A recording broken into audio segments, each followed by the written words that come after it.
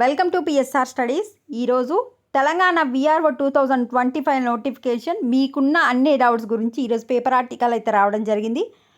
VRO notification గురించి ఏ చిన్న update వచ్చినా అప్డేట్ చేస్తూ ఉంటాను. ఇంకా నోటిఫికేషన్ అయితే రాలేదు. చాలామంది వీడియో చూస్తున్నారు బట్ లైక్ చేయట్లేదండి. ప్లీజ్ అండి వీడియో లైక్ చేయండి, ఛానల్ సబ్స్క్రైబ్ చేసుకోండి. విఆర్ఓ నోటిఫికేషన్ గురించి అంత గవర్నమెంట్ హడావిడిగా ఆగమాగం చేసేసింది. మేము విఆర్ఓ జాబ్స్ ఇస్తామని చెప్పి ప్రెస్ మీట్ పెట్టి చెప్పడం జరిగింది. అసలు ఏం జాబ్స్, ఎక్కడ పని చేయాలి, శాలరీ ఎంత, ఎడ్యుకేషన్ క్వాలిఫికేషన్స్ ఏంటి, నోటిఫికేషన్ ఎప్పుడు రిలీజ్ చేస్తారు, ఇవన్నీ ఏం చెప్పకుండా జస్ట్ సంక్రాంతి లోపు మేము ఫిల్ చేస్తామని చెప్పారు.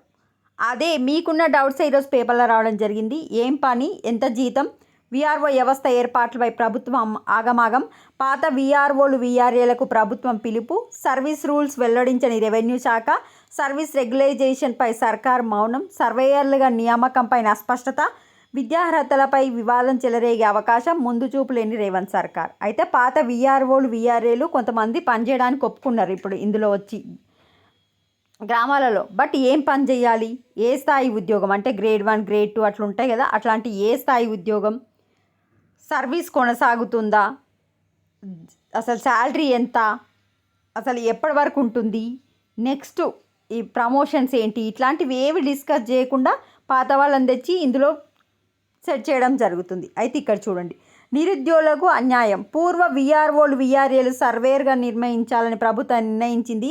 ఈ మేరకు ఇంటర్ డిగ్రీలో గణితం చదివిన వారిని సర్వేయర్లుగా నియమిస్తున్నట్టు తెలిపింది. అయితే ఎంపీసీ వాళ్ళు ఉంటారు కదా, వాళ్ళని అంటే ఇంటర్ డిగ్రీలో గణితం అంటే ఎంపీసీ వాళ్ళను సర్వేయర్లుగా నియమించాలని ఆప్షన్స్ అయితే తీసుకుంది వాటి నుంచి.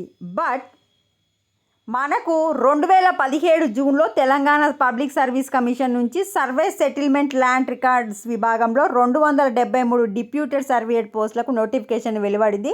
దీని ప్రకారం draftsman civil, ITI civil draftsman, inter vocational construction technology, civil engineering, B Tech, M Tech, ME చేసిన వారి అర్హులని పేర్కొంది. అర్థమైందా అండి? అంటే సివిల్ డిపార్ట్మెంట్కి సంబంధించిన ఈ జాబులను సివిల్లో ఎంటెక్ కానీ, బీటెక్ కానీ, ఐటీఐ కానీ ఇట్లాంటి చేసిన స్టూడెంట్స్కి ఇవ్వవలసిన జాబులని ఇప్పుడు ఇంటరు డిగ్రీ మ్యాథ్స్ అంటే ఎంపీసీ ఇంటర్ డిగ్రీ చేసిన వాళ్ళకి ఇస్తుంది. ఇలా ఇవ్వడం వల్ల ఇప్పుడు ఆల్రెడీ సివిల్ చదువుకున్న వాళ్ళు కదా, వాళ్ళకు అన్యాయం జరుగుతుందని నిరుద్యోగులు అయితే అంటున్నారు. అది కూడా ఒక పాయింటే అండి. చాలా తక్కువ జాబ్స్ ఉంటాయి ఇట్లాంటివి. ఆ జాబ్స్ కూడా నువ్వు మ్యాథ్స్ చదివిన వాళ్ళకి, ఇంటర్ డిగ్రీ చదివిన వాళ్ళకి ఇస్తా అంటే మరి ఇప్పుడు civil, M Tech, B Tech, next ITI, diploma, civil వీళ్ళందరూ స్టూడెంట్స్ ఎక్కడ పోవాలని వాళ్ళైతే క్వశ్చన్ మార్క్ చేయడం జరుగుతుంది. నెక్స్ట్ ఇక్కడ కూడా అదే చెప్పారు. మా పొట్ట కొడుతున్నారు, ప్రభుత్వ నిర్ణయంతో లక్షలాది మంది నిరుద్యోగులు ఆవేదన చెందుతున్నారు, విద్యార్హతతో సంబంధం లేకుండా నియమిస్తే తమకు అన్యాయం జరుగుతుందని వాపోతున్నారు, సర్వేయర్ పోస్టుకు సాంకేతిక కోర్సులు చేసిన వారు మాత్రమే అర్హులని చెప్తున్నారు. అదే ఇందాక చెప్పినా కదా ఆ విధంగా. సో ఈ విధంగా చేస్తే భూ సమస్యలు పెరిగే అవకాశం ఉందని చెప్పి నిరుద్యోగులు అయితే చెప్తున్నారు. మరి గవర్నమెంట్ ఏం చేస్తుంది అనేది చూడాలి. ఇది మీ క్లారిటీగా చదువుకుంటా అంటే ఈరోజు నమస్తే తెలంగాణ December 28 పేపర్లో రావడం జరిగింది.